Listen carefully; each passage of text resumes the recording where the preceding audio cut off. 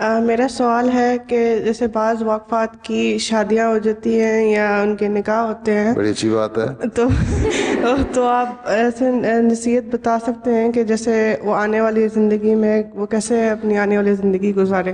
پہلے تو یہ ہے کہ اپنے ماں باپ کو خود بھی کوشش کریں ایسے لڑکے سے شادی ہو جو نیک ہو،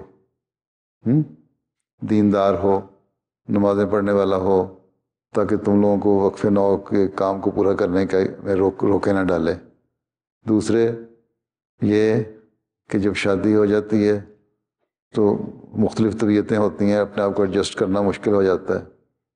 اس لیے نہ کوئی پرفیکٹ نہیں ہوتا ہے، یاد رکھنے ہر ایک میں تھوڑی تھوڑی کمیاں، برائیاں، خامیاں ہوتی ہیں. ٹھیک ہے؟ اس لیے اگر کسی کی برائی خامد بیوی کی اور بیوی خامد کی برائی دیکھے تو آنکھیں بند کر لے.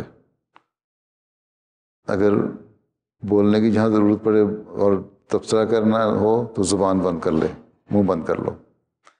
اور ایک دوسرے کی برائی اگر کوئی تمہیں آ کے سنانے کی کوشش کرے، اس کے خلاف بھڑکانے کے لیے، تو کان بند کر لو. ٹھیک؟ اگر یہ اور پھر اگر اچھی چیز دیکھو تو اس کو اپریشیٹ کرو، منہ سے تعریف کرو.